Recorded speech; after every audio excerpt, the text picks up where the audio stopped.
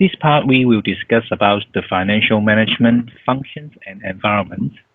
We talk about some theories and concepts behind these two areas in the ACCA syllabus, and then we'll go through the objective test questions on this topic. For the first theory that we would like to share is which methods of financing the purchase of non-current assets have an impact of gearing ratio of a business. So we talk about the gearing ratio, and here we have 5 choices. We have 10-year finance, whether it can be a factor affecting the gearing ratio, yes. Introduction of new ordinary share capital, sure, it will change it. 7-year Euro bond, yes. And short-term bank loan, no, because it is not a non-current asset or non-current liabilities. And surplus cash from the business bank account, it is definitely not a factor affecting the gearing ratio. So what is gearing ratio? The gearing ratio may be defined as long-term debt divided by all long-term debt plus shareholders' funds. Or sometimes for the long-term debt, they call prior charge capital. And for shareholder funds, they call prior charge equity.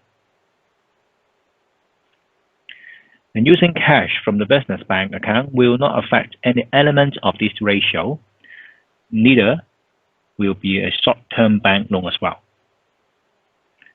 So bear in mind, it is the ACCA definition on the gearing ratio. When you are asking in exam, please remember the gearing ratio is defined as the long-term debt over the long-term debt plus the shareholders' funds. And here, explaining the finance. A finance and a Euro bond are both forms of long-term debt. Because finance is a loan financing for your purchase of assets. And the financing is not a short-term funds financing. It is a long-term fund financing. In general, finance is not only 1 year or within 1 year. In general, finance may be last for 3 or 4 years' time. And a Euro bond is also a form of long-term debt, which will affect the debt figure used in a gearing ratio. And if an asset is financed by new ordinary share capital, and this will affect the shareholders' funds and thus the gearing ratio. So once you issue the new share, definitely it will affect your gearing ratio.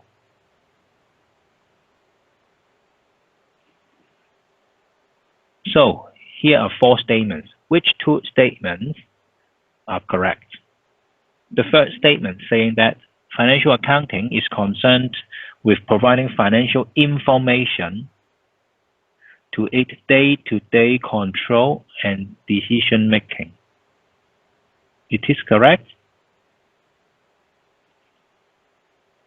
No. It is providing financial information, right?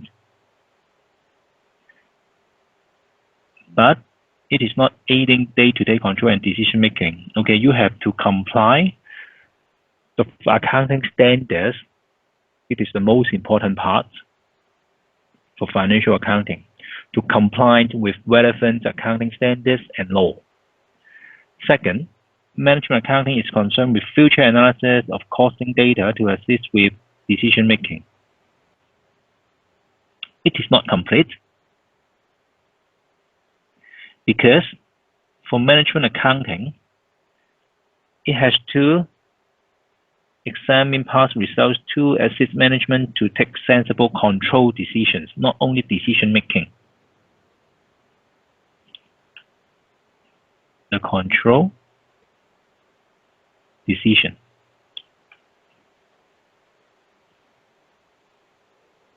Okay. Number 3, financial accounting is concerned with providing information about the results of past plans and actions. Yes, it's a past plans and decision. So in general, financial accounting is mainly for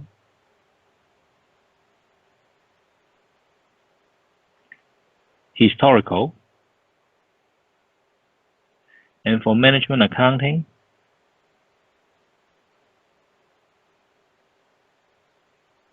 it is for future and forecast.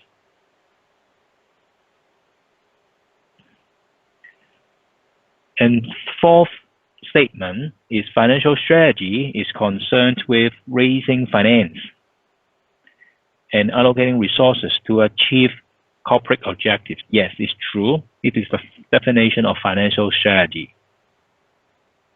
So bear in mind, once you are asking about the financial management functions on, for example, financial strategy or financial management, you have to bear in mind what is the which statement is correct. For financial management,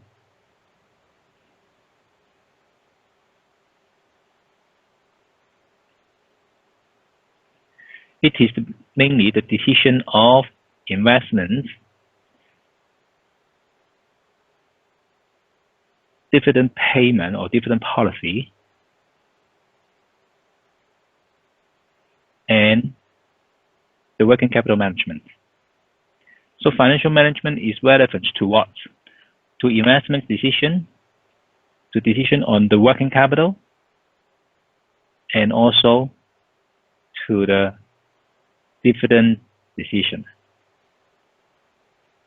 We talk about, for example, business finance, source of finance, cost of capital. It is about the investment decision as well as the decision on the dividend payment. So all these areas are covered under financial management concept.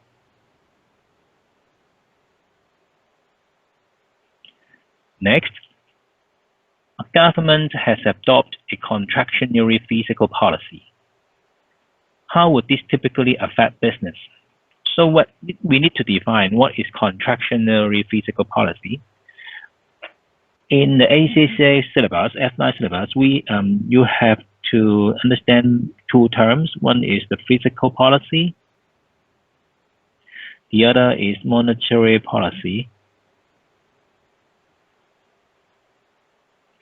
For fiscal policy, it should be under, for example, the Financial Secretary or the Treasury Department. It is mainly on how to use the government's income on the expenditure. The government income and expenditure is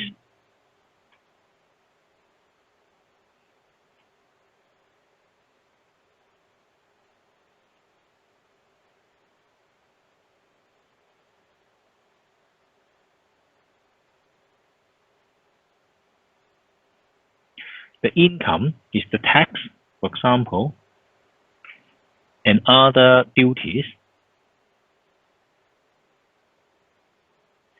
For expenditure, like infrastructure projects,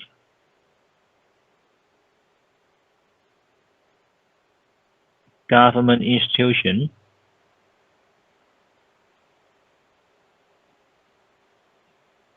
okay, all these spending by the government is expenditure on pushing the economy. And here, if it is saying that contractionary fiscal policy, it means the income, it needs to raise the income and decrease the government expenditure. Okay, so what's the, how does this typically affect business? For example, higher tax. The first principle is higher tax affects your business. The other is lower government subsidies to your business if there's any subsidy from the government to your company or business. And fiscal policy is the balance of the government taxation and spending. So here, we say income and expenditure. A contractionary fiscal policy implies a government budget surplus. The government is reducing demand by withdrawing higher amounts from the economy by way of higher taxation and or spending less.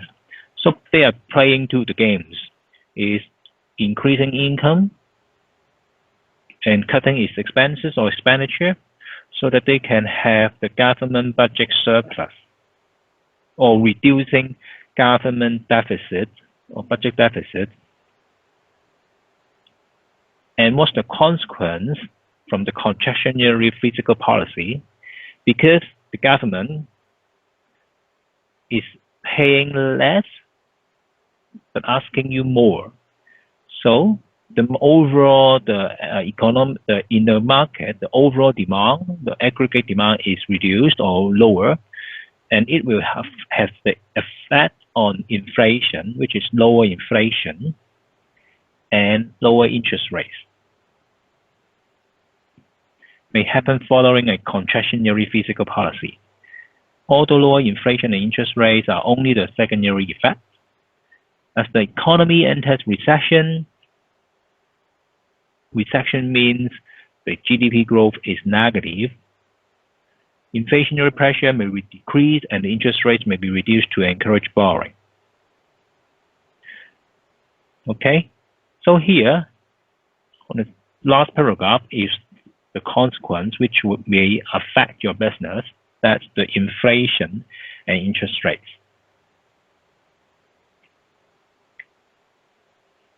Next, we talk about fiscal policy. Right now, we talk about monetary policy. For monetary policy, if it can be expansionary or contractionary, if it is expansionary, in general, the money supply increase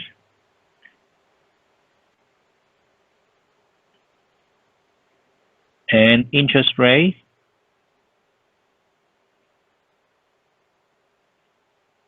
decrease. Okay, because the principle of monetary policy, if it is an expansionary policy, it induce or encourage the overall market to have more borrowing for consumption or investment.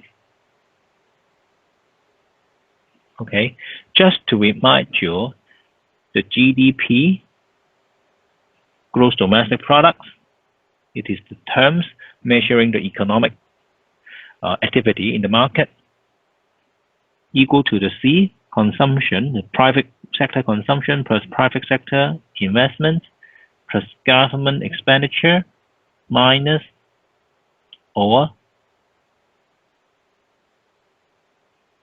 plus net exports, if any export.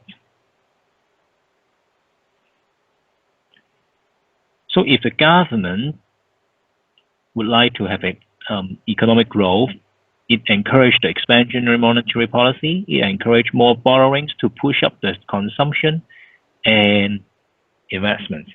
For the government spending, it is another story talking on the topic fiscal policy. So let's check what the expansionary monetary policy will do to the business. Higher demand from the customers because, as I said, increased borrowing will be happened because of lower interest rates on loans and increased availability of credit. And monetary policy manages demands by influencing the supply of money and interest rates. An expansionary policy implies low interest rates to encourage borrowing and investments and to discourage saving.